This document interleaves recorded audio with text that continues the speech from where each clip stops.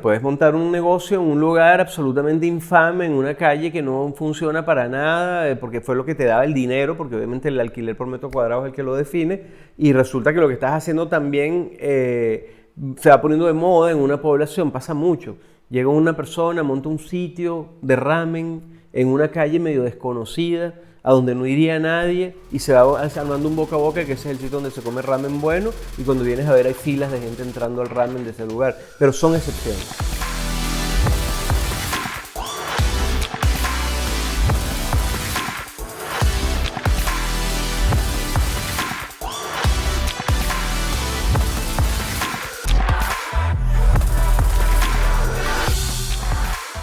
Sumito, hola, bienvenido a Cómo Emprender. No, imagínate, bienvenido tú a mi casa. Sí, señor, gracias por recibirnos, ese espacio tan bello que tienes ahí, tan acogedor, realmente. Como tú siempre has sido, creo yo que tú siempre has sido una persona abierta a mostrarse tal cual es, ¿no? Eso lo demuestras en tu casa, como eres. Mira, Sumito, a ver, empezando a hablar, tenemos audiencia que tengan el sacrilegio de no conocerte. ¿Por qué no nos dices un poco tantas cosas que has hecho tú en tu vida, como emprender, crear restaurantes, hacer escuelas, estar en grandes restaurantes, ser promotor de la cocina venezolana? ¿Quién nos puedes dar un pequeño resumen? Yo sé que es difícil dar un pequeño resumen de 30 años de experiencia, pero ¿qué nos puedes dar un resumen a las personas, a la audiencia? Bueno, pues es que es raro que yo mismo me autorresuma, pues, por decirlo así, pero pues sí, o sea, he sido cocinero absolutamente toda mi vida, profesionalmente desde 1989, para que tengas una idea. Así que al momento que estamos grabando esto, estamos hablando ya de 35 años de profesión, de carrera profesional. 35. Ahorita, actualmente vivo en Italia. Yo viví los últimos 6 años, o sea, los 6 años pasados en Chile, donde teníamos un restaurante. Previamente viví en la isla de Margarita durante casi una década, donde tenía escuela de cocina y restaurante. Previamente en la ciudad de Caracas, donde tuvimos 2 restaurantes. Es decir, toda la vida mi esposo y yo hemos estado ligados al mundo de la gastronomía. Pero yo ahorita vivo en Italia, en la Liguria, en el norte de Italia, desde hace un poco más de un año. Y la verdad que me he dedicado más a todo el tema de lo que es consultorías, asesorías. Digamos, tengo como un grupo de gente a la que yo le hago mentoring también. Y me he dedicado mucho últimamente a generar negocio, por decirlo de alguna manera. Mira, Sumito, hay algo bien importante también que yo veo, que es, yo recibí tus documentos sobre tu curso de emprendimiento, has sido un promotor los últimos años de tu vida del emprendimiento gastronómico. Pero yo quisiera empezar con una pregunta yo creo que es la que todo el mundo hace, que no está metido en el medio y que está pensando no meterse en el medio. ¿Por qué emprender en gastronomía, en restaurante? Mucha gente lo dice, ay, es que todo el mundo come, o todo el mundo tiene que comer, o me interesa, pero es algo duro, ¿no? Es algo bastante fuerte de hacer, de emprender, aunque no creo que todo el mundo lo sepa. ¿Por qué emprender en gastronomía? Es una buena pregunta. Mira, la gente que emprende en gastronomía es porque ama la gastronomía, o sea, porque ama el estilo de negocio de la gastronomía. Evidentemente no es un negocio para todo el mundo, pero igual como para mí no sería el de una discoteca. Yo no me imagino ni siquiera teniendo una discoteca como negocio, porque yo soy una persona que no le gustan los ruidos fuertes, que no baila, que no le gusta madrugar. Por lo tanto, hay también horarios y estilos que se adaptan o no se adaptan a tu estilo de vida en los diferentes negocios que uno tienda a querer asumir. Pero sí hay algo muy importante a entender, y es que el que no le gusta o no ha probado si le gusta el mundo de la gastronomía le va a ir mal, porque efectivamente es muy duro como negocio. Ojo, no más duro que otros negocios. A mí me pones a sembrar papa y va a ser lo más duro que me ha pasado en toda mi vida. Y hay gente efectivamente que ama efectivamente ser agricultor. Pero hay un consejo que yo siempre le doy a toda persona que se quiere lanzar en el mundo del emprendimiento, particularmente de gastronomía, y es que trabaje al menos un mes en un sitio de eso. Independientemente de que tú vayas a ser inversor y después no te vayas a dedicar a trabajar y simplemente estás armando un proyecto, pero sí debes entender si eso es lo que tú quieres como estilo de vida, porque al final todo negocio y todo emprendimiento genera un estilo de vida. Un estilo de vida en el que tú tienes que sentirte coherente con él. En mi caso, bueno, la prueba es que yo tengo 35 años trabajando en gastronomía y no me he cansado. Por lo tanto, se ve que es algo en lo que yo me siento cómodo Pasión. y hay que hacerlo. Pero sí, es una gran pregunta porque si hay una moledora de ahorros, justamente es la gastronomía. La gente Es cree verdad. que porque cocina rico, cree porque a veces cocinó en la casa y la gente estaba contenta, ya tiene los con qué para poder dedicarse a montar un emprendimiento. Y es totalmente lo contrario, ¿verdad? O sea, porque yo cocino sabroso es una de las pequeñas cosas que Es envuelve el la mundo menor, de gastronómico, hecho, es ¿cierto? la que menos importa, porque, Es la porque menor, si tú lo de ves hecho. objetivamente también te puedes conseguir un chef que cocine sabroso. Eh, Miles de Claro, negocios existen sin que tú seas el que está cocinando, sino que tienes un chef que es el que cocina sabroso. claro. Y es la menor también de las condiciones porque es la sine qua non. Es decir, ¿para qué vas a montar un negocio si no sabes cocinar sabroso? De tal manera que se da por Claro, sentado. Pero sí, efectivamente, la gente comete bastante el error de decidir montar un emprendimiento gastronómico porque cocina rico o porque tiene algunas recetas que le quedan buenas, cuando el negocio gastronómico es muy dinámico, o sea, dependiendo de la exacto. estación, del producto, de la oportunidad que te está generando el productor, del costo que hay, de las situaciones, tú estás cambiando un menú todo el tiempo. Es que ni McDonald's se El queda con el mismo lugar, menú ¿no? todo el año porque en algún momento algo cambia. O sea, que el consejo que tú le das a las personas es pruébalo antes de Sí, verdad sí, de tirarte a nadar dentro de la sí, porque piscina mira, como es, ¿no? casualmente, ¿Y casualmente cómo hoy lo lo hablaba, probaron? ¿vale? Porque Claro. hay una figura muy importante en Venezuela que se llama Valentina Quintero, una periodista en mi país mítica prácticamente, gran amiga mía, y estábamos hablando de otra cosa, pues estábamos hablando de otro tema de negocio, pero caímos en algún momento el cuento de las posadas, de tener un pequeño bed and breakfast o un negocio de eso en donde tú atiendes clientes, y ella me decía, tú no sabes la cantidad de personas que se lanzan a montar un bed and breakfast sin saber lo duro que es estar todo el día con el cliente metido en la casa pidiéndote atención 24 horas y tener que hacerle la cama.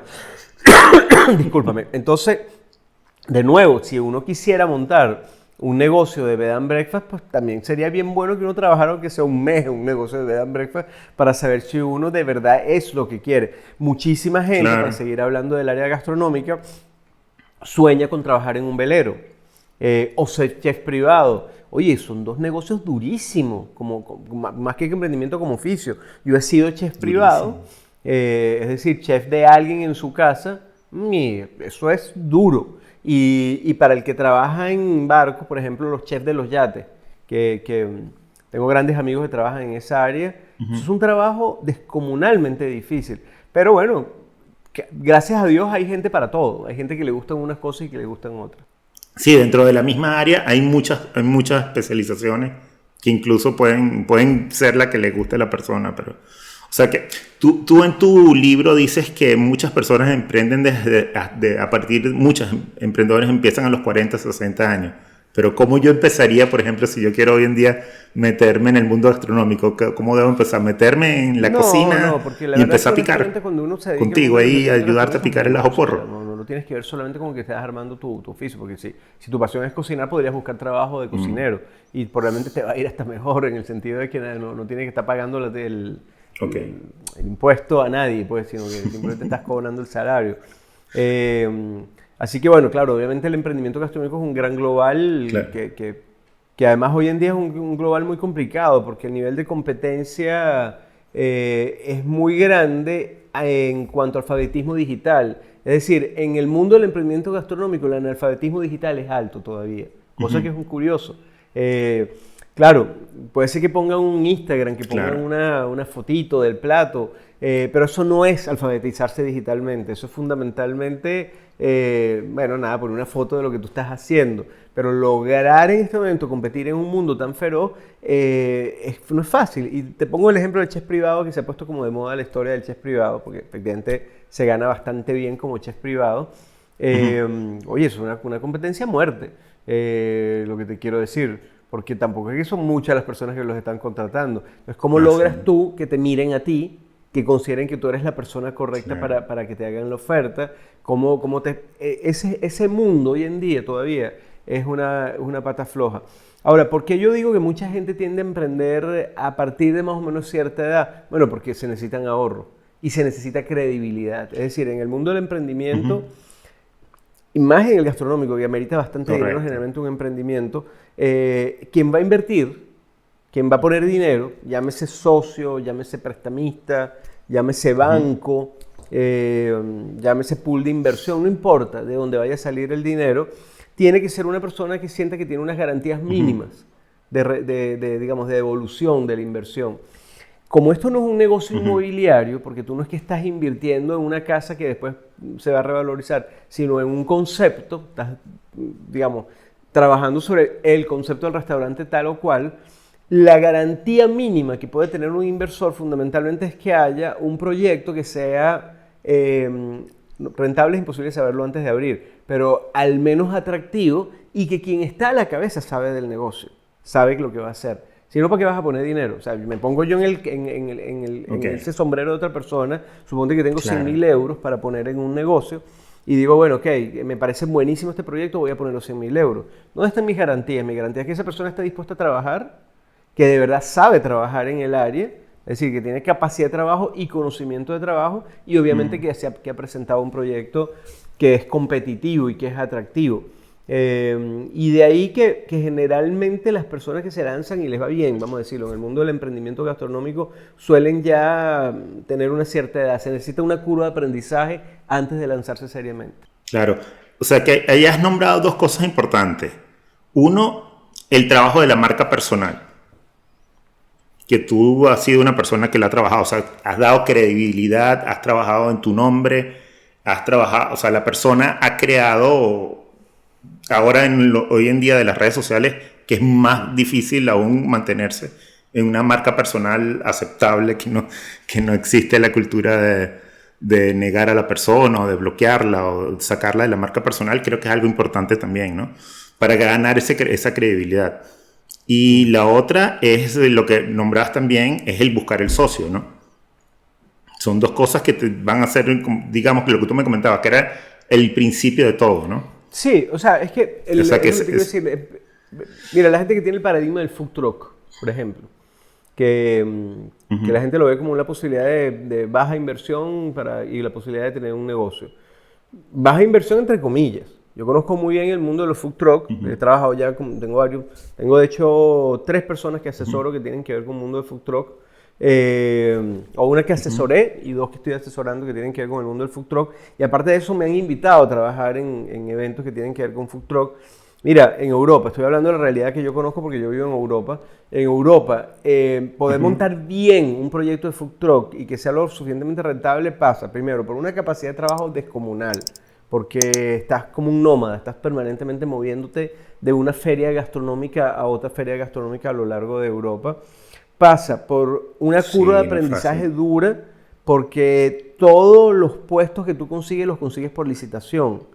Y entonces hay un promotor que es el que le alquila a la municipalidad, por decir algo, una plaza y él a su vez subalquila espacios para que se monten los food truck y hay un concepto alrededor de esa feria, la feria de Navidad de Zurich, la feria de comidas del norte de Europa, la feria de países exóticos, lo que tú quieras, de tal manera que esa persona no está aceptando a cualquiera, está aceptando a alguien que entra dentro de una curaduría.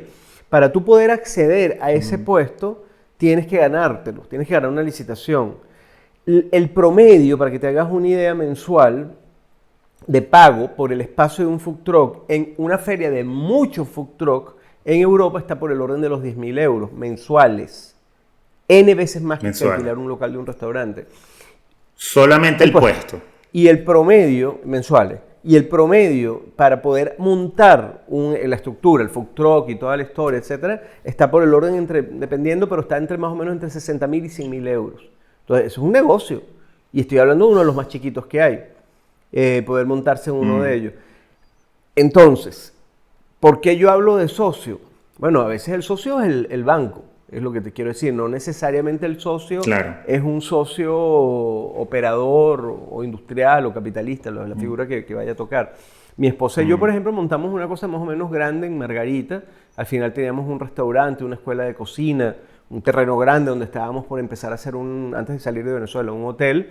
Bueno, sí, yo tuve un socio. Mi esposa era mi socia y el banco era mi socio, porque bastante dinero le debía yo al banco para yo poder hacer eso, es lo que te quiero decir. Entonces, vuelvo a insistir, los números alrededor del emprendimiento gastronómico son altos y curiosamente subestimados. La gente siempre dice, no, es que yo quiero empezar con algo chiquitito. Es que por muy chiquito que se quiera montar algo en gastronomía, en la realidad europea no va a bajar de 100.000 euros, jamás, por muy pequeño que sea. Y estoy hablando de escalas del orden de los food truck, por decirlo de alguna manera. Claro. Mira, a ver, yo creo que yo voy a intentar, dentro de las preguntas que te voy a hacer, ir resumiendo partes de lo que te dice. Estamos tocando el socio, estamos tocando la imagen personal. Yo creo que hay muchos puntos como tú los defines. Tú defines 9 puntos importantes que hay que empezar a hacer, 9 preguntas importantes que hay que empezar a hacerse. Una es esa, la de la motivación, el socio. ¿Me puedes hablar de esas 9 preguntas en general? Sí, no, de memoria no me las sé ahorita, porque honestamente te los digo, pero... No, nombrarlas y después si quieres vamos tocando un poco... Pero no es que tengo en memoria las 9 preguntas en la cabeza, porque al final siempre estoy pensando... Vale. Pero al final, lo que yo siempre digo es que la gente se tiene que hacer preguntas antes de empezar a lanzarse en el mundo del emprendimiento. E inclusive, ya que tú tocas el punto del socio, yo lo digo muchas veces, ¿con qué tipo de personas no te gusta trabajar? Porque, ojo, te estás casando con una persona. Entonces, a veces hay valores éticos que tú consideras que son fundamentales para ti, y siendo para ti unos valores fundamentales, porque no necesariamente un valor ético es fundamental, pues tienes que tener mucho cuidado de que no vayas a asociarte con una persona que quede completamente distinto a ti. Porque tarde o temprano va a haber un roce lo suficientemente importante como para que sea innegociable, que es el punto acá. Roces siempre va a haber, negociaciones siempre va a haber. El problema es dónde están tus innegociables. Entonces, por eso yo siempre digo, en una de esas famosas 9 preguntas mías, ¿cuáles son tus innegociables? Porque los hay, todo el mundo tiene unos innegociables. Es decir, te puedo hablar de un innegociable de sumito, de tantos que podría haber. Yo me niego a cocinar un animal que esté prohibido su venta, ni siquiera por razones legales, ni siquiera por miedo legal, es porque soy naturalista. Y me niego con un animal que esté en peligro de extinción, así sea legal consumirlo, etcétera, etcétera. Yo puedo estar asociado con una persona a la que le dé igual eso, pero es que nos vamos a pelear.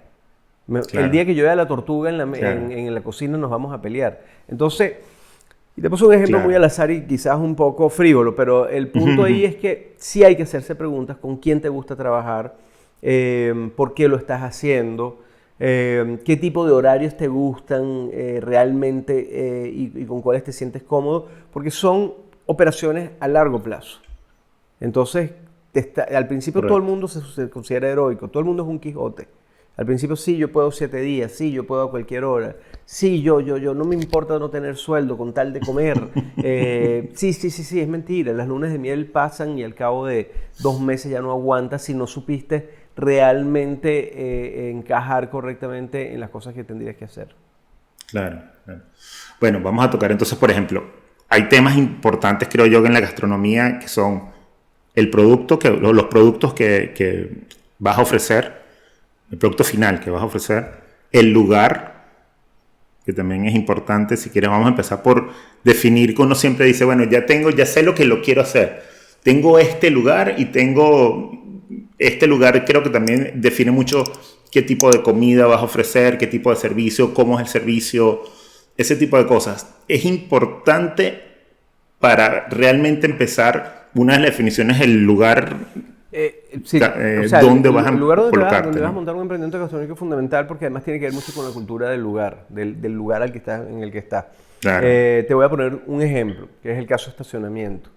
En Europa se asume que tú no vas a conseguir estacionamiento cuando vas a ir por un restaurante.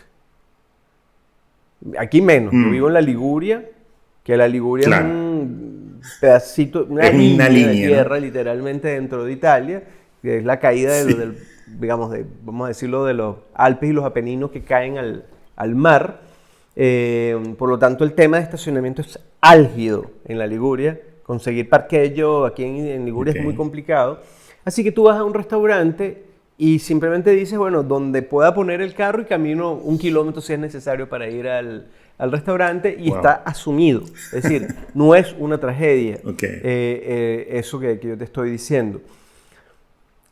De hecho, digamos, no lo sé, pero el equipo de producción que está en este momento grabándome a mí en este momento acá, yo te puedo garantizar que están estacionados y llegaron con un montón de equipos y cosas a 1 kilómetro de mi casa, con toda seguridad. Porque así es la vida acá. Ok, ¿a dónde quiero llegar con esto? En Chile, donde yo tuve restaurante por tanto tiempo, en Santiago de Chile, si tu restaurante no tiene estacionamiento cercano, pero cuando digo cercano es en la cuadra siguiente, no le va bien. Porque no entienden que no se puede estacionar cerca del restaurante. En Caracas también, por cierto, en Venezuela. Entonces, vuelvo a decir que la ubicación del lugar, efectivamente, no solamente tiene que ver con oportunidad de negocio en el sentido que tú dices, bueno, por aquí pasa mucha gente. Y efectivamente, como tú muy bien acabas de decir, define la oferta. Porque la ubicación de un lugar define fuertemente la oferta. Además está decirte que yo no voy a montar un restaurante que aspire a una estrella Michelin con un cover por persona de 100 euros al lado de una universidad llena de estudiantes. Es obvio. Entonces, obviamente el local define mucho las ofertas en cuanto a ubicación, ni siquiera en cuanto a tamaño. Pero más allá de que define la oferta el local, puede ser la diferencia entre que te fue mal o bien. Te vuelvo a poner otro ejemplo. A mi esposa y a mí nos fue muy bien, gracias a Dios, con un sitio de comida para llevar que quedaba en Caracas. Tuvimos nosotros en Caracas por algunos años, vía una zona que se llama La Bollera. Honestamente nos fue muy bien por suerte, porque estaba del lado correcto de la calle. Es decir, porque no fue pensado. Simplemente conseguimos un local, fue una linda oportunidad, montamos nuestro sitio de comida para llevar, pero resultó que lo montamos en un área que queda en las afueras de la ciudad de Caracas, pero que es ciudad dormitorio, y es ciudad dormitorio en aquella época de una clase media emergente con mucha tendencia a vivir solos. Gente que por primera vez vivía en un apartamento porque ya tenía un trabajo, gente recién casada sin hijos, el divorciado, la divorciada, era como muy de ese estilo, pero además en las afueras de Caracas y por lo tanto el lugar que recibía a las personas que venían después de salir del trabajo. Una vez que esas personas salían del trabajo y tenían 1 hora en el auto, en el tráfico, camino de nuevo a su casa, se topaban casi llegando a su casa con el negocio mío. Y lo que decían es, voy a comprar algo de comida y me la voy a recalentar en la casa porque honestamente ya yo no quiero ni pensar en comer. Si mi negocio hubiese estado del otro lado, pues hubiese recibido a esa gente cuando bajaba. Del que bajaba, de los que iban. Entonces, hasta eso puede ser crucial en un negocio, pero eso me dejó una gran enseñanza y con esto termino el cuento que te quiero hacer. Yo estaba la semana pasada en Zúrich, en Suiza, fui a ver el local que va a montar una amiga mía, es un local de arepas, un local físico, ¿okay? En un edificio, bueno, etc. Fui a verlo, pero por cariño, o sea, fui simplemente a ver en qué anda ella. Y yo tenía una reunión previa, etcétera, y total que yo tomé el tren, porque no es en Zúrich, sino en la afuera de Zúrich, en Zug, y yo tomé el tren hacia Zug, y llegué a la casa de ella como a las 4:30 de la tarde, o sea, a la estación de tren, 4:30, 5:30 de la tarde, no me acuerdo, o sea, en ese. Eso queda central, eso es mucho más central que Zúrich, ¿no? Zug, sí, Zug queda más hacia, como mirando ya hacia Italia, pues. Pero lo que te quiero decir es que yo agarro el tren, me bajo en Zug, de haber sido las 5 de la tarde, calculo yo que pudo haber sido la hora en que yo me estaba bajando, y se ha bajado un gentío de ese tren, hermano, que no lo había visto en las estaciones anteriores, y de repente veo yo incluyéndome, aquella masa de gente saliendo de la estación de tren, y dije, wow, esto es ciudad dormitorio, esto es la masa que está viniendo de trabajar en Zúrich, que es como la gran ciudad. La gente de La Bollera. Y se lo comenté a la amiga mía, le dije, epa, esto es ciudad dormitorio, porque no es normal la cantidad de gente que se bajó de ese tren a las 5 de la tarde. Y me dijo, sí, efectivamente esto es una zona que como tiene condiciones impositivas buenas y además porque en Suiza los cantones tienen impuestos distintos, y además tiene nuevos apartamentos, etcétera. Y le dije, chama, o sea, vas a tener que montar comida para llevar, o sea, el pollito asado que la gente se lo puede llevar a la casa y recalentarlo. Porque efectivamente vi una masa de gente entrando a las 5 de la tarde. Entonces, vuelvo a insistir, hay que entender muy bien la cultura gastronómica del lugar, me refiero a sus costumbres, pero hay que entender bien cuáles son sus movimientos para decidir dónde se va a montar un local. O sea, que hay que ser ingenioso y tener ¿Perdón? experiencia. Sí, experiencia. Lo que tú Claro, decías hay antes, ¿no? excepciones. Puedes montar un negocio en un lugar absolutamente infame, en una calle que no funciona para nada, porque fue lo que te daba el dinero, porque obviamente el alquiler por metro cuadrado es el que lo define, y resulta que lo que estás haciendo también se va poniendo de moda en una población, pasa mucho. Llega una persona, monta un sitio de ramen en una calle medio desconocida, a donde no iría nadie, y se va armando un boca a boca, que ese es el sitio donde se come ramen bueno, y cuando vienes a ver hay filas de gente entrando al ramen de ese lugar, pero son excepciones. Claro, pero ahí interviene mucho el producto más que el lugar, O ¿no? o la persona, porque hay un caso, digamos, Ok. famoso y espectacular, que es Gastón Acurio en Lima, una figura, probablemente la figura de gastronomía más importante de Latinoamérica, y Gastón Importante Acurio Perú. monta Sí. La Mar, que es uno de sus grandes restaurantes emblemáticos, y tiene toda una cadena de distintos restaurantes, monta La Mar en una zona que se consideraba mala, que no era una zona buena, Ah, y lo sí. monta a propósito, él quería de alguna manera como ponerle un valor agregado, y efectivamente lo logró. La Mar terminó gentrificando, que se llama, esa zona, al punto que todos los demás también querían montar restaurantes en el lugar. Como te digo yo, hay de todo un poco en este mundo. De todo un poco, claro. Ok, y vamos a hablar de la gente. ¿Cómo eliges un buen tú tienes un socio, tienes el lugar, necesito personal. ¿Cómo empieza un O sea, tú me dices, mira, yo quiero ser emprendedor, ¿verdad? No voy a ser el cocinero. Tengo que buscar un cocinero. Tengo que buscar el socio del cocinero, los primeros trabajadores. Son esas personas con las que, presumo yo, también debes tener una empatía, porque la cocina es dura, es estresante, ¿no? El saber tener empatía con los trabajadores es muy importante, siento yo, ¿no? Mira, ahí sucede una cosa que hay que poner en una escala, ¿no? Cuando montas un negocio con relativo poco dinero o que te quedó poco dinero en la cartera después de montarlo, tiendes a ser muy tacaño a la hora de contratar personal, pagas poco. En mi oficio, lamentablemente, los cocineros le pagan muy, muy mal. Lo que te lleva a no conseguir personas con especialización, como cualquier cosa en la vida, sino a gente simplemente que la vida lo ha llevado a tener que aprender a cocinar o que lo pones a hacer algo. Salvo que tengas un manual operativo tan sólido que te permita entrenar muy rápido a una persona aún sin conocimiento. El modelo McDonald's. En el modelo McDonald's Ok. no se exige que tú seas graduado de una escuela de cocina para poder hacer la hamburguesa, porque tienes una metodología establecida, vamos a decirla desde afuera, pero en un restaurante normal necesitas a alguien que tenga conocimiento. El gran problema de contratar gente incorrecta, primero es rotación, porque es una persona que está ahí simplemente porque tiene una necesidad económica, pero en lo que logre salir del huevo económico va a buscar una cosa que le resulte más cómoda de hacer, Claro. porque es un trabajo duro. Claro. Entonces ya tienes un tema de rotación permanente que siempre es muy complicado en este negocio. Y el segundo problema que yo veo más grave cuando contratas una persona que no viene de una especialización, es decir, un cocinero que no viene de especializaciones de cocina, es que no tiene un conocimiento higiénico.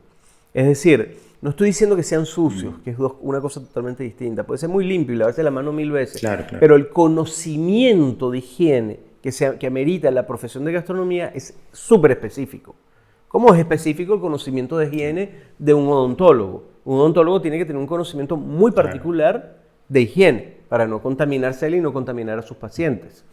Bueno, en cocina pasa igual. Claro. En cocina nosotros somos formados para entender curvas de pasteurización, Hazard, rompimientos de cadenas de frío, etiquetados de uso con fechas de inicio y de vencimiento, uso primero lo que se hizo después, perdón, o sea, lo último lo más viejo que se hizo es lo primero que se tiene que usar, etc. Entonces, eso existe, para eso nos forman. Cuando tú contratas a una persona que no está especializada, nunca tiene ese conocimiento y es desesperante. Claro. Ahora, basta que tengas la posibilidad de contratar a la persona que sí tiene un cierto grado de especialización, o bien por experiencia prolongada, o bien porque viene de una escuela ya de cocina formal, para que tu vida sea mucho más fácil, indudablemente. Entonces yo siempre le digo a la gente, oye, paga bien, que es preferible pagarle bien a 2 que pagarle mal a 4. Es más barato al final, ¿no? Sí, probablemente. O sea, lo que te quiero decir es que es un error. No sé si más barato o más caro, pero es un error Okay. no pagar. Entonces, claro, ¿cuál es el consejo que yo le tengo que dar a un emprendedor cuando va a buscar personal? Una, que saque bien sus números para que no tengan ¿cómo se llama? Contratar personas que no estén a la altura de la operación. Y dos, que tenga muy claro los perfiles de cargo. De nuevo, un error muy clásico. Mira, cuando yo arranco un proceso de asesoría, créeme que una de las primeras cosas que cuando llegamos a este tema es, tú tienes claro el perfil de cargo de las personas que estás buscando. Entonces, es muy curioso porque en las empresas de tecnología está muy claro lo que es un perfil de cargo. Cuando un jefe, un director de recursos humanos va a hacer una entrevista Claro. para un cargo, tiene muy claro lo que está buscando y por qué lo está buscando. Y de hecho se hace una idea en el primer minuto. Después tú vuelves a hablar 25 minutos más, Claro. sigues hablando 25 minutos más, pero ya de ti saben todo en el primer minuto. Porque tienen muy claro cuál es el cargo que Es así. están buscando. Los perfiles de cargos pueden ir desde temas prácticos. Yo no quiero personas casadas. Clásico perfil de cargo de la industria naviera. Es decir, saben que si contratas para un cargo más o menos importante a una persona que está recién casada, tarde o temprano lo va a llamar la pareja más que el trabajo. Entonces tiendes a preferir, vamos a decirlo así, personas que aún no se hayan casado o que tengan mucho tiempo casada, y eso se estudia en términos. Entonces puede ser eso, parte del perfil de cargo.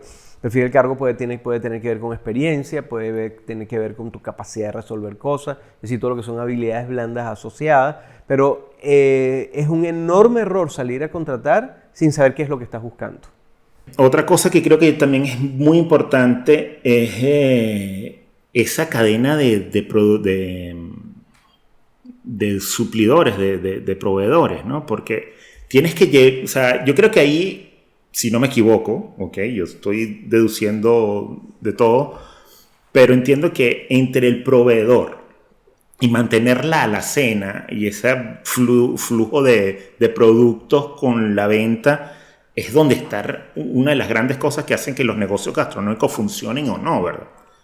Y para el emprendedor creo que es lo más difícil de entender, a veces que creo que es lo que además mata a los restaurantes. Dime tú si estoy equivocado. Sí, te lo voy a poner como un ejemplo más aterrado para que pueda entenderlo la audiencia que nos va a escuchar aquí. Quiero que te imagines tú, en este momento, que yo te pongo en la mano 50 billetes de 50 euros, aquí en la mano, ¿ok? Una cantidad de centicas de dinero, 2.500 euros en la mano, ¿ok? Perfecto. Tú agarras y me entregas a mí 50 y me dices, no importa, devuélveme 40. Ya tienes 10 menos, ¿verdad? Ok, claro. Lo hiciste. Sí, no sé por qué lo hiciste, pero lo hiciste. Sumo, te doy 50 y dame 40 tú a mí.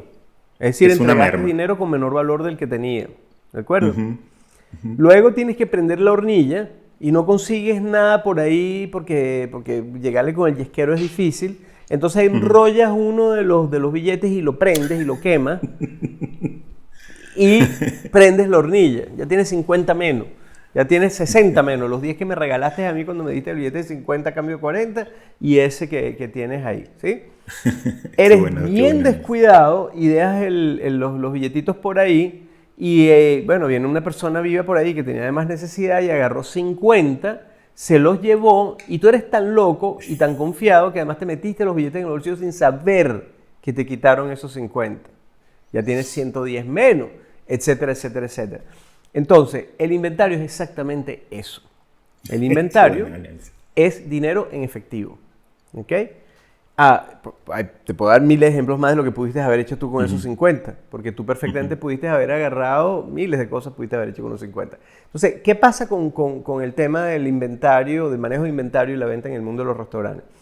Que si tú botas comida porque se te pudrió, por ejemplo, es decir, no supiste hacer manejo de control de temperatura de las neveras o, ¿cómo se llama?, salir rápido de lo que estaba por vencerse y ponerlo en una promoción, o simplemente se te olvidó una cosa en la nevera y cuando vienes a ver ya tiene fecha de vencimiento y aunque esté comestible la tienes que botar porque si no te multarían sanidad, etcétera, etcétera. Es decir, botaste comida que ya habías comprado, es literalmente agarrar un billete, abrir el pote de la basura, hacer así y cerrar el pote de la basura. No hay ninguna diferencia en lo que yo te acabo de decir. Si llegas tú a mi restaurante y yo agarro y digo, no, vale, no le vayan a cobrar a él, que es un buen amigo mío, no hay ninguna diferencia entre eso y agarrar el billete, abrir el pote de la basura, tirarlo y romperlo. Solo que en ese caso yo quise hacerlo. Si llegas tú y yo digo, bueno, háganle una rebaja de 10% o de 20% porque es un amigo de la casa, lo estoy haciendo con conciencia. Pero es como cuando tú me diste el billete de 50 y yo te devolví 40. Es el mismo caso. Es decir, yo estoy entregando algo por menor valor del que realmente tiene. Claro.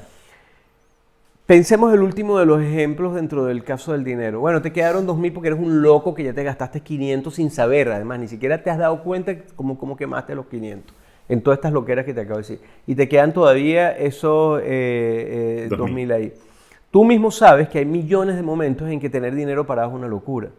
Porque entonces, chévere, andas por el mundo caminando con los 2.000 en el bolsillo, pero no lo estás moviendo, entonces no eres rico. Lo que eres una persona con 2.000 en el bolsillo. Eso es tener inventario parado. El inventario se tiene que estar rotando permanentemente porque el inventario rotado es inventario que está generando algo. Claro. En lo que tú rotas está vendiéndose. Y lo que tú ves parado te asustas. Dices, ¿por qué se paró? Se está vendiendo menos. ¿Qué voy a hacer para vender más? Etcétera. Entonces, el inventario, que es lo que tú me preguntaste en el fondo. O sea, en el fondo la pregunta tuya se puede reducir perfectamente como un tema de manejo de inventario. El inventario se tiene que ver tal cual como se ve el dinero en efectivo. Hola, antes de seguir con nuestro invitado, quería hablarte de nuestro patrocinante, Comos CRM. Con Comos CRM puedes integrar la mayoría de canales de comunicación que existen actualmente en el mercado, como Facebook Messenger, Instagram, Telegram, el WhatsApp o el siempre conocido email. En una sola tarjeta de lead podrás ver todas tus comunicaciones con los diferentes canales, tanto con tus clientes como con tu equipo. Como es el primero en tener estas funciones y el que hasta ahora mejor y más desarrolladas las posee. Por eso Meta nos ha elegido como su partner de negocios. Pero las ventajas no terminan allí. Uno de los grandes avances de Como es que todos estos canales están integrados con un bot de ventas potenciado por AI que hará el trabajo por ti. Podrás mantener cientos de comunicaciones con tus clientes potenciales al mismo momento y por si fuera poco, puedes seguir el desempeño de tu equipo con detalladas secciones de estadísticas. Pruébalo gratis por 15 días y pide a nuestro equipo de ventas que te haga un demo personalizado a tu necesidad. Verás lo potente y fácil de usar esta herramienta. Qué difícil es, o sea, yo entiendo que esos son cursos, pero para que la persona lo entienda, qué difícil es llegar, al principio entiendo yo que hay que hacer pruebas, ensayo y error, no lo sé. ¿Cómo llegar al cuánto compro y cuánto vendo en el restaurante? ¿Cómo en grosso modo? Cosas. Sí. Pero para eso hay informática. Hoy en día es más fácil. Antes era más difícil. Pero hoy en día prácticamente, digamos, hay N programas de manejo de caja. Generalmente son los mismos del manejo de caja. Se paga un porcentaje de tus ventas mensuales, lo que sea, casi siempre 0.5% de las ventas, para que eso esté en la nube. A veces hay unos que te cobran un fee mensual fijo. Total, que eso está en la nube. Es un sistema que está en la nube. Donde estás manejando toda tu base de datos, además, todo tu tema de delivery, la caja, obviamente, con todos los informes financieros que tiene, pero también tiene cotas mínimas antes de hacer un pedido. Tú le dices, mira, cuando la mayonesa llegue a 8 kilos, me avisas porque ya es poco y tengo que volver a pedir mayonesa. ¿Quién decide que 8 es poco? Tú, obviamente. De acuerdo a tu capacidad de reacción, hay miles de razones por las cuales tú puedes decidir ese número. ¿Cómo saber que llegaste ya a 8 kilos? Porque el sistema tiene todas las recetas tuyas puestas. Cada vez que tú vendes una hamburguesa que lleva 20 gramos de mayonesa, el sistema le va bajando al inventario 20 gramos de mayonesa y al cabo de, digamos, 50 hamburguesas vendidas, ya has vendido 1 kilo de mayonesa al público y el sistema dice, bueno, yo tenía 9 kilos, este hombre vendió 50 hamburguesas, le quedan 7 kilos con toda seguridad porque ya vendió 50 hamburguesas que equivalen a 1 kilo de mayonesa vendida. Señor, le apareció una alarma, vaya a buscar mayonesa porque le está quedando poca y ya es la hora de hacerlo. Hoy en día se maneja así eso. Vale. Sí, claro, ya, bueno, te entiendo perfectamente. No, lo que te quería preguntar era eso, que primero supongo yo que hay un previo de ensayo-error para entender cuánto vendo, qué le gusta a mi público, ese Como, tipo de como, cosas creo que habrá una merma, o como todo en la sea, vida, eso es como tener una pareja. claro, O claro, sea, claro. a ver, eh, a ver, yo que tengo 20 y pico de años casado con Silvia. A Silvia no le gusta que la sábana la aprisione, o sea, que esté metida debajo de la cobija, Ok, del colchón. A mí me encanta ajá, que me aprisione. A Silvia le gustan 2 almohadas y de una manera muy específica en cuanto a textura. A mí me gustan 2 almohadas y una chiquita y con ok, otro tipo de textura. ¿Ok? La primera, y etcétera, etcétera, etcétera. La primera vez que mi mujer y yo... bueno, de hecho yo duermo de un lado y ella duerme de otro de la cama, independientemente de donde estemos en el mundo, por un tema que tiene que ver inclusive con la lectura, bla, bla, bla, bla, bla. La primera vez que mi señora y yo nos acostamos en una cama, nos acostamos sin saber nada del otro. claro, Ni de sus claro, manías ni de sus costumbres. 20 años después, claro, obviamente, cuando yo hago la cama, la meto de un lado y no la meto del otro. Bueno, un negocio es un matrimonio. Un negocio es exactamente igual. Tú al principio no sabes ok, qué. Eso, pero muy buena tu pregunta, ¿no? Porque lo que es importante es aprender a adaptarse a lo que te está pidiendo el público. Es decir, un error muy clásico, muy clásico, muy, muy clásico. Trasladas los horarios que venías teniendo en un negocio para el nuevo negocio que abriste. Suponte que te habías acostumbrado a trabajar cerrando domingo y lunes, porque era lo bueno en la zona donde estabas, y además cerrabas a las 3 de la tarde y volvías a abrir a las 7 de la noche. Ese era tu restaurante. ok, Cerraba domingo y lunes, porque no valía la pena abrir, porque ya habías visto que casi no venía gente, y cierro de 3 de la tarde a 7 de la noche. Montaste un nuevo restaurante y vuelves a hacer la misma gracia de poner el mismo horario porque es el que tienes en la cabeza. Pero resulta que en este nuevo lugar el movimiento duro es el domingo, que es el día que está cerrado, y además el estilo de la gente que estás recibiendo es una gente que le gusta quedarse toda la tarde hablando de negocio. Quebraste si no entendiste eso, es lo que te quiero decir. Por no tratar de ok, entender. Primera recomendación que se le hace a cualquiera que monte un restaurante, abre los 7 días todo el día hasta que en unos 6 meses entienda cuál es el estilo de tu público. entiendes Y tu luego si público. empiezas a cerrar para volver más eficiente el tema del negocio. Pasa mucho. Mira, tenemos unos amigos acá en donde yo vivo, aquí en Chiavari, que se llama la ciudad mía, que tienen lo que se llama una gastronomía. Una gastronomía en Italia es un sitio de comida para llevar.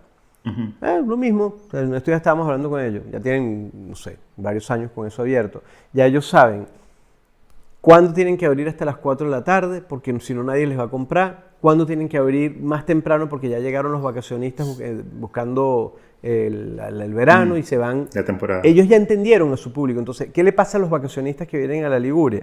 Que vienen a su segunda casa, no a su casa principal, vienen de vacaciones.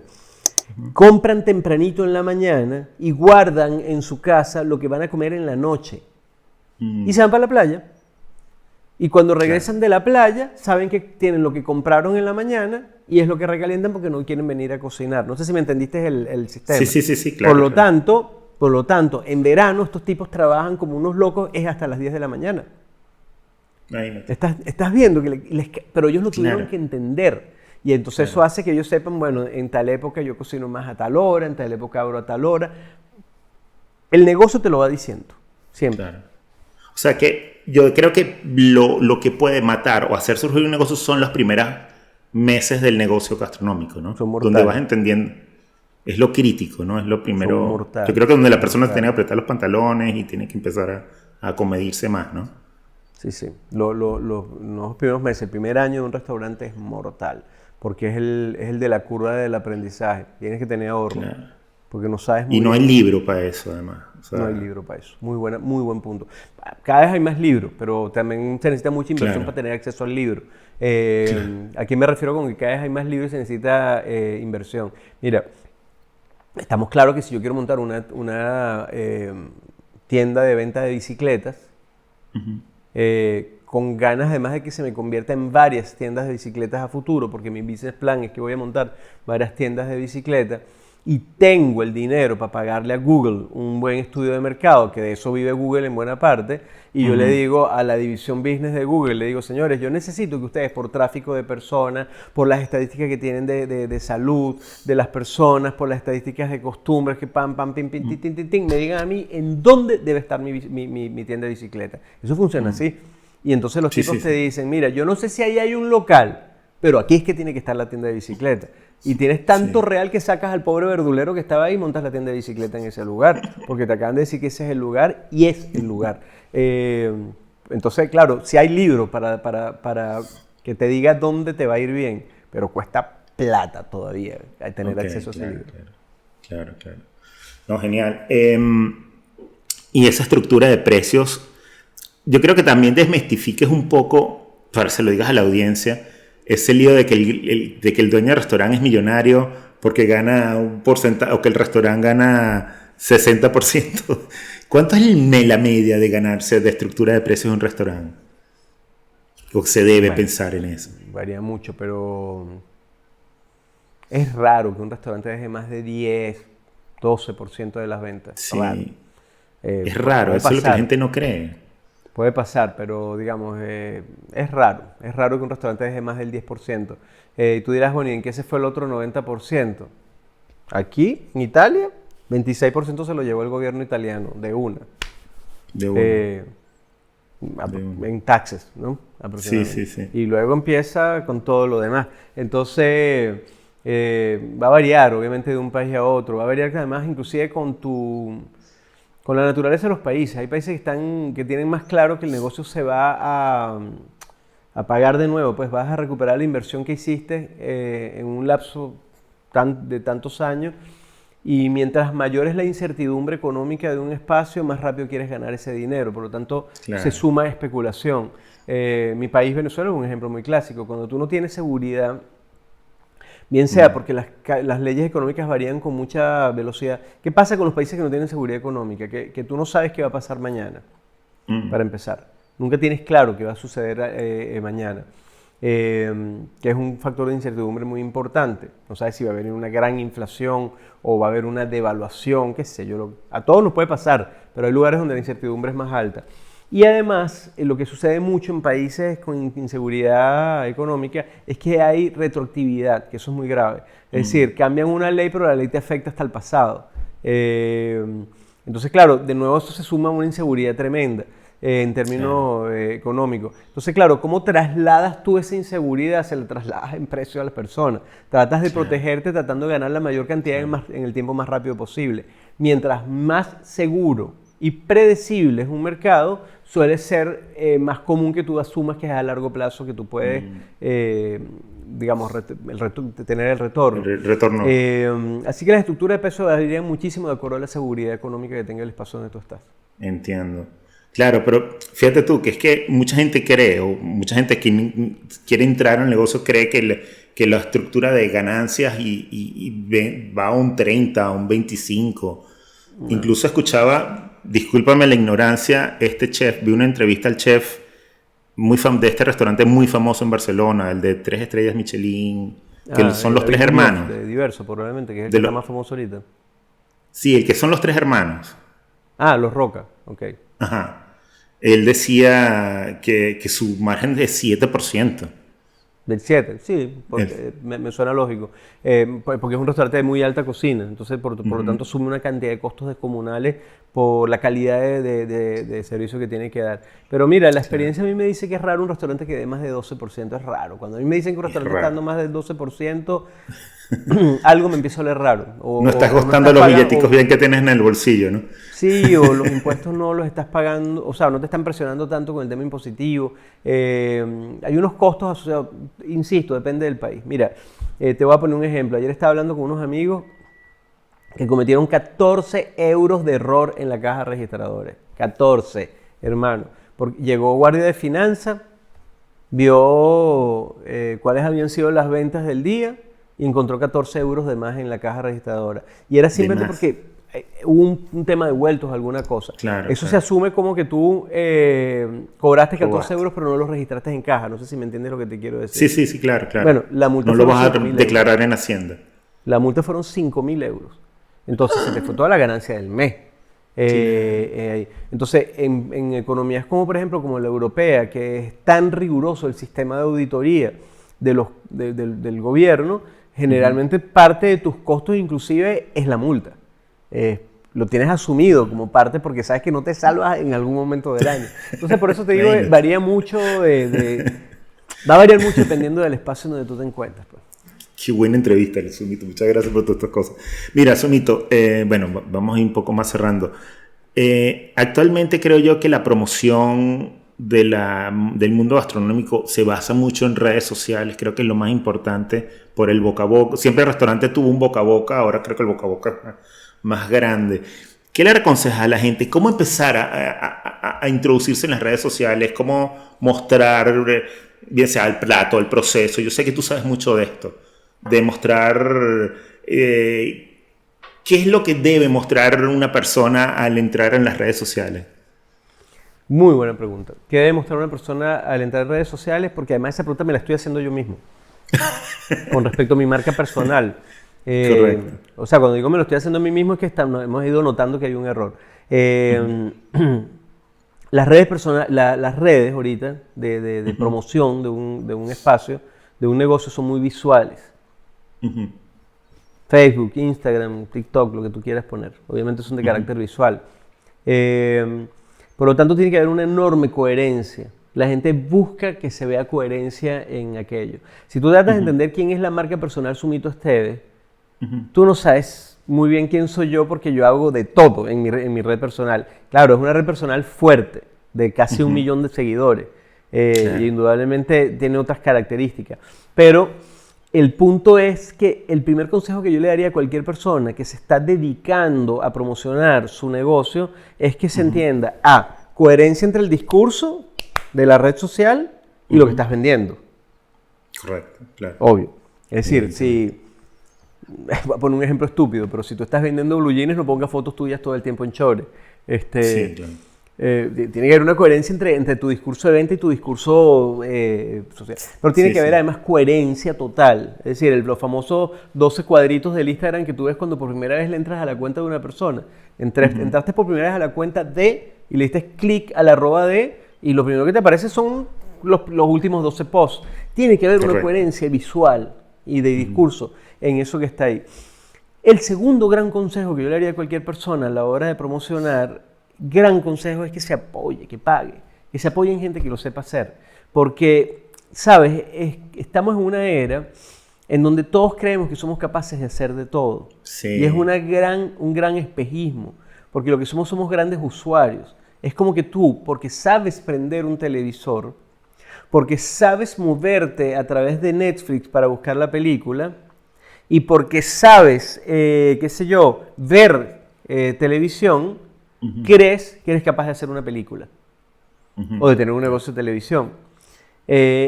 Pero como eres un usuario que te crees especializado porque tienes un televisor inteligente y con el control remoto puedes, no sé, navegar y meterte acá y preguntarle por voz de cuál va a ser el tiempo mañana, qué sé yo, te vas haciendo la idea de que tú te has vuelto un experto en tecnología. No, tú eres un usuario. Claro. Un usuario que se aprendió todos los botones del refrigerador de tu casa. Claro. Eso es todo. Y un usuario que se aprendió todos los botones de tu auto. Pero no eres un experto en... Entonces, ¿qué es lo que pasa hoy en día? Que hoy en día las personas creen que son expertos en diseño gráfico, expertos en filmar. Porque, bueno, claro, es verdad. Estamos claros que la cámara de mi celular hoy es más poderosa que cualquier cámara con la que yo grabé televisión hace 20 años atrás, cuando yo tenía cuando inicié en el programa de televisión. Pero ojo, es la cámara. Exacto, es el arma, no es el usuario. El discurso, el diseño, cómo le vas a llegar a las personas, bla, bla, bla. Entonces, efectivamente, cada vez hay más do it yourself, gracias a Dios, o sea, más de lo que tú mismo tú puedes hacer. Probablemente tú y yo ya no entraríamos a una oficina a comprar pasajes aéreos, como se hacía cuando yo era muchacho, a que una persona te vendiera el pasaje aéreo para ir a París, sino que tú mismo te metes y compras tú mismo tu pasaje a París. Hay mucho que ya no dejamos en manos de otro, pero a la hora de posicionar tu marca, y generar fidelidad hacia tu marca, tú debes ponerte en manos de otro. Bueno, muy buen consejo. Muy buen consejo. Sí, totalmente. Yo creo que debes saber comunicarte con esa persona, pero indiferentemente tienes que buscar expertos. Sí. Totalmente cierto. Y básicamente lo que yo te comentaba, pregunto, actualmente el mundo gastronómico se basa en las redes sociales, ¿verdad? O sea, la mera promoción está basada en redes sociales, ¿verdad? 100%. 100%. Pero 100% no porque la vida es mala, sino 100% porque es que así son los usuarios. O sea, las personas primero buscan en internet o en redes sociales y luego toman una decisión. De hecho, inclusive a nivel de persona, o sea, un momento muy duro para la vida de la humanidad, en el sentido de que por primera vez en la historia de la humanidad la fama te precede. Tú llegas a un lugar y ya te investigaron. Antiguamente tenías el chance de llegar y contar quién eras tú. Ahora tú llegas a cualquier espacio y te han googleado primero. Sí, total. Entonces, claro, en un mundo en donde la fama te precede, pues tienes que tener muy claro cuál es el discurso que te va a estar esperando cuando tú llegues al lugar. Y es así, pues suena cruel, claro, suena duro, pero es así. Y todo el mundo busca primero, de hecho, ya hasta yo, que yo sé lo cruel que son las recensiones, ¿cómo se dicen? Cuando las personas dicen lo que eres tú en las calificaciones, clasificaciones, la calificación, te califican, sí, las estrellitas que te ponen, yo las odio. El rating. Sí, pues, ¿sabes? Los famosos 5 estrellas que te ponen, Sí, por sí, ejemplo, cuando te pones a lo que las puso el público. Eso empezó inicialmente con TripAdvisor y ese tipo de Foursquare, qué sé yo, pero hoy en día todo el mundo se considera crítico y pone no sé por qué me viene en italiano la palabra, pero la estrellita. Sí. Y matemáticamente es de una crueldad descomunal, porque entiéndeme lo siguiente, hermano, tú tienes 4 personas que te pusieron 5 estrellas. 4 personas que te pusieron 5 estrellas, claro. ¿ok? Y una persona que te puso una estrella, porque andaba de malas. Te cae ya el rating. 21 dividido entre 5, a partir de ese momento. Claro. Las 4 personas que te pusieron 5 estrellas se convierten en la nada misma porque toda la recensión se te vino a 4 puntos y no a 5. Claro. Cuando tenías 4 de 5, pero una de 1 te convirtió eso en 4. Y saquen ustedes después en su casa la cuenta matemática cómo logras pasar del 4 a 5 de nuevo. Te pasas una vida a fuerza de gente que te está poniendo 5. Entonces, una única persona que te ponga un 1, te hace tanto daño que la verdad no es justo como sistema. Pero ahora tú como usuario tienes 2 restaurantes, uno con 4.8 y uno con 4. Te vas para el de 4.8. Claro. Y no al de 4. Tomaste una decisión en función de eso que está pasando ahí. Fácil. De esos críticos. Lo que está pasando ahorita no es fácil. Sí, totalmente. Eso, sí, incluso la película como Ratatouille, que venía el crítico, tú sabes. Eso creo que ese hombre, el crítico ya, o el que hace la reseña, yo creo que era mejor. Yo siento, yo intuyo, pero acuérdate que este es mi oficio, pues mi oficio es tratar de entender un poco qué es lo que está pasando, porque mi trabajo es asesorar personas claro. para que las hagan. Por lo tanto, mi día a día es tratar de entender, vamos a decirlo así. Yo siento que eso sí es una gran ventaja, que en este momento un factor de diferenciación es exclusividad en el servicio. Es decir, estás dando algunos servicios que no necesariamente todos los demás están dando. Mejor capacidad de respuesta, que la capacidad de respuesta puede ser desde amable hasta rápida, ante las, necesidades o no que puede tener la persona. Tu capacidad de respuesta ahorita es clave en este momento. En este momento, tener la capacidad de responder con relativa rapidez, en este momento en que tú te tienes que apoyar, porque claro, es un mundo de 10.000 millones de personas casi, no sé, somos 9.000 millones de personas, te tienes que apoyar mucho en bots para poder lograr generar capacidad de respuesta. También tienes que ser hábil para entender en qué momento aparece el humano, porque yo mismo como usuario, y mira que yo soy tecnológico, te habrás dado cuenta por la conversación que tenemos, que tengo una tendencia hacia la tecnología. Yo mismo cuando me enfrento a un bot, si llega un momento en que ya yo sé que necesito el humano y el bot sigue ahí, perdió esa gente. Perdió porque no quiero seguir. Claro. Entonces, ¿sabes? Hoy generar la estrategia entre la respuesta automática, la respuesta humana, la rapidez y la calidez de la respuesta. Y ese es un tema de frontera ahorita súper interesante, porque a veces lo que tú consideras que es una respuesta automática amable es poco amable para otra cultura. Sí. Y es la misma respuesta. Entonces, Sí, cómo sí. entender, cómo responderle a un grupo y cómo responderle a otro, es súper bonito ese tema hoy en día. Sí, sí. Lo que nosotros nos hemos dado cuenta aquí en Como es que sobre todo el bot no debe mentir, no debe hacerse ver como un humano. Eso es importante. Cuando tú sabes que estás interactuando con un bot y también tienes la forma de llegar a un humano. Pero si tú le mientas a la persona, es lo peor. Es como que le digas, no, esto está hecho en la carne fresca y lleva una semana en la nevera. O sea, se siente que no es fresca. Muy buen punto. Sí, sí. Siempre va a ser así. Muy buen punto. Claro, porque es como que imagínate que era cuando tú le llamabas a una persona y agarraba la contestadora. Eso ya es el siglo antepasado, ya eso no existe. Pero Sí. cuando agarraba la contestadora, que tú le decías, hola, te comunicaste con la contestadora de Sumito. Claro, O sea, le advertías de entrada, mira, Claro. no estás hablando conmigo.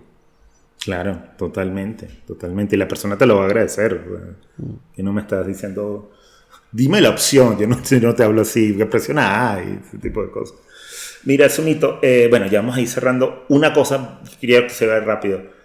También como es importante asesorarse con personas de las redes sociales, promoción y todo, también es importante asesorarse, como lo has dicho ya, y creo que es un punto un poco reiterativo, la parte legal, financiera, económica. Hay que tener asesores previos también para montar un restaurante, creo, un emprendimiento gastronómico es importantísimo, ¿no? Saber lo que son permisos, todo ese tipo de cosas que también sé que matan un emprendimiento. Sí, hay gastronómico. también un tema de cultura país ahí, es un buen punto, porque va a depender de las sanciones, para serte sincero. Va a depender mucho de las sanciones. Yo te voy a contar una anécdota de la que no me siento orgulloso, pero la realidad es la realidad. Yo tuve que montar un negocio una vez en Venezuela y cuando llegué al punto de tener que permisar todo el tema de planos para bomberos, la respuesta de mi arquitecto, que a mí me dejó así, con la boca abierta, fue: la mejor manera es que lo hagas con errores. O sea, que hagas la cosa con Que errores. pongas eso en los errores. Porque van a llegar, te van a hacer la inspección, te van a decir todo lo que está mal, y a partir de ese momento tú acomodas todo a lo que te acaban de decir que estaba mal y ya no te pueden decir más nada. Y ya no Entonces la claro. recomendación era abrir con errores, échale pierna a lo que te estoy diciendo, Entiendo. para esperar una inspección que no es sancionatoria, que no sanciona, ¿ok? En la cual tú ajustas todo al reinforme de la inspección y ya te garantiza Correcto. que tú quedaste a tono con la mayor eficiencia económica a la hora de invertir en el proceso. Es un proceso de locos. O sea, tú me lo cuentas todavía, me lo cuento yo hoy todavía, y yo todavía no puedo creer que eso sea una metodología. Pero bueno, por eso digo que cada cultura con su cultura.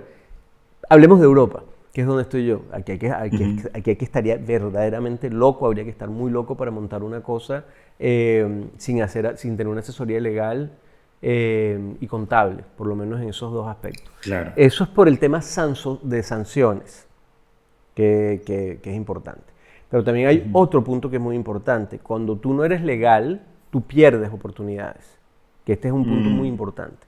A mí me gusta siempre poner un ejemplo que es el siguiente.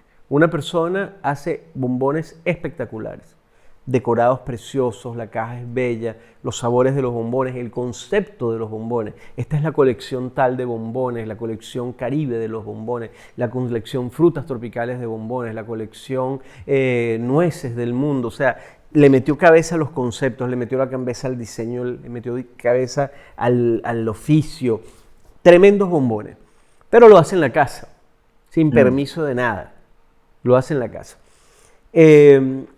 La contratan a una fiesta para que ponga la tabla de bombones. Bueno, sabes que yo no tengo compañía, me lo tienes que pagar así. No, no te preocupes, que es una fiesta. Y lo pone. Chévere, hasta ahí todo va bien. Olvídate de sanciones y toda esa historia. En esa fiesta está un directivo de Microsoft. Y ese directivo de Microsoft le parece una maravilla los bombones. Y dice, esto sería muy buen regalo corporativo de Navidad. Y se acerca a la persona. ¿Tú eres la que hiciste los bombones? Sí. ¿Tú estarías en capacidad de hacer 10.000 para diciembre? Sí. Perfecto. Te vamos a llamar. Llaman a la persona que ahora está contando que va a hacer 10.000 bombones, y le dicen, oye, maravilloso, a mi jefe le encantaron los bombones, aquí están todos los datos que tienes que llenar para inscribirte como proveedor de Microsoft. Tu número impositivo, tu compañía, qué sé yo, todo lo que le vaya a pedir, una compañía grande en este caso, para que esta persona pase a ser parte de los proveedores. Y no tienes nada de eso. No lo tienes. No tienes ni permiso sanitario. Acabas de perder una enorme oportunidad de negocio. Le pasa mucho a la gente de catering. La gente de catering pierde mucho negocio por no tener la legalidad correcta. Entonces no solamente es un tema de sanciones, que existe, es un tema de oportunidades. Wow, claro. Buenísimo, muchas gracias. Mira, yo sé que has hablado muchas veces de tu esposa que cocina excelente. ¿Quién hace la mejor arepa entre tú y Silvia? La mejor arepa entre Silvia, no, Silvia indudablemente. O sea, el renglón desayuno es absolutamente reino de mi esposa. Yo creo que todos queremos, o todos los que te seguimos, que vemos tu amor a tu esposa por todos los elogios que tú siempre das. Tú hablas bien de tu trabajo, pero de tu esposa es otro nivel. Y de tu familia en general. Es una muy linda relación, es así. Sí, sí, se ve. ¿Cuál es la cocina que no has cocinado? ¿Cuál es el plato que no has cocinado que quisieras cocinar alguna vez en tu vida? Pizza. Bueno, o sea, te la puedo contestar inmediato. ¿Cuál es el plato que yo quisiera saber hacer y no he hecho? Pizza. Pero nunca has hecho pizza. ¿Ah? ¿Nunca has hecho pizza?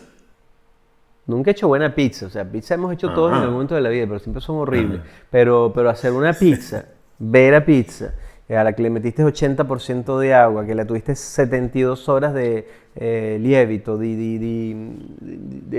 levantarla, de levadura, sí, sí. 72 horas de levadura, que le metiste 80% de agua, que el horno de verdad estaba montado en las temperaturas de 400 y no sé cuánto, que no sé qué. Es un arte tan espectacular que estoy así como esperando tener el tiempo, porque la verdad que últimamente he tenido, gracias a Dios, mucho trabajo, pero poco tiempo, para poder, no sé, tomar un curso y dedicarme a aprender a hacer pizza, aprovechando que estoy viviendo en Italia.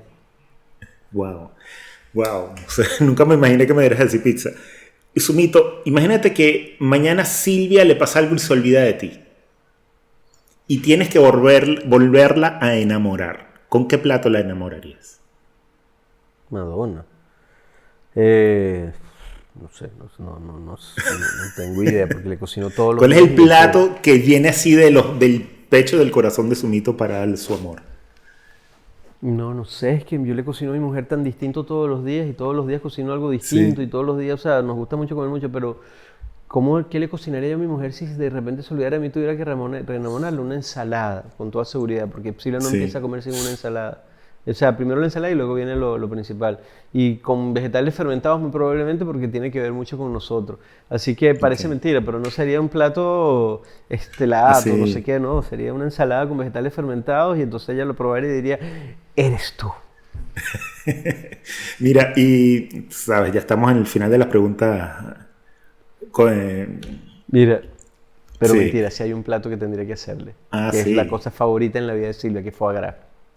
Ah, imagínate. Hacer tu foie gras. O sea, un foie y hacerle el foie, pues, o sea, la poal. Pero eso sí creo que es la cosa que más le gusta a Silvia en la vida. Un foie, una buena trufa, la vuelven loca. Tiene buen gusto, es cara la mujer. Sí, bueno, está bien. Tiene que ser así. Para eso te tiene. Mira, y si te mueres mañana y llegas al cielo, te consigues a Dios y Dios te dice, tú de verdad eres un hito, demuéstrame lo que le cocinarías. Qué pregunta tan rara. ¿Qué le cocinaría yo a Dios si me consigo a Dios al llegar allá? Sí, para demostrar que eres tú.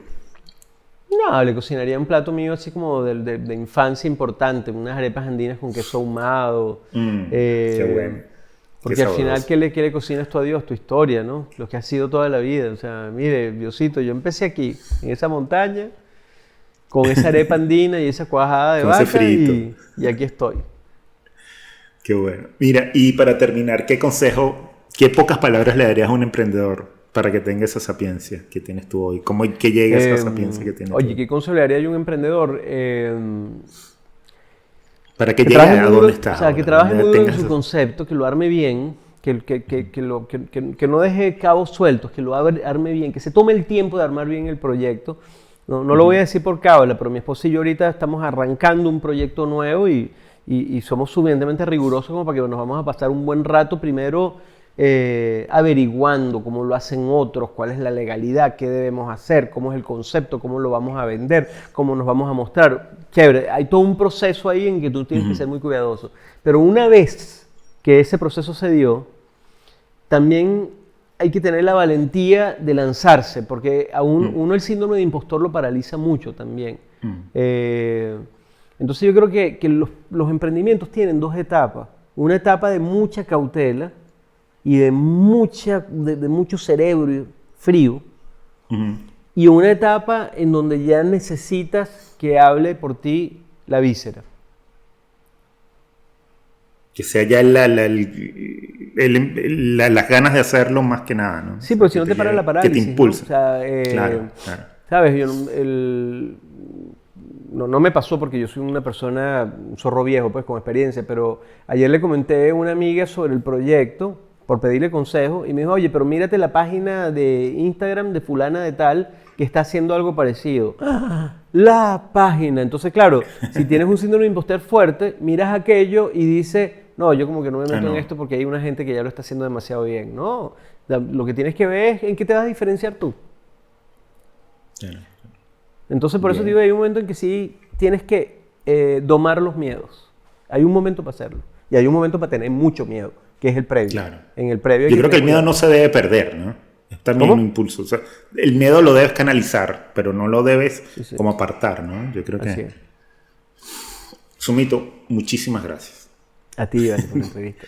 Muchísimas gracias por recibirnos en tu casa. Muchísimas gracias por darnos tanto conocimiento. Yo no esperaba que vieras tantas cosas, de verdad.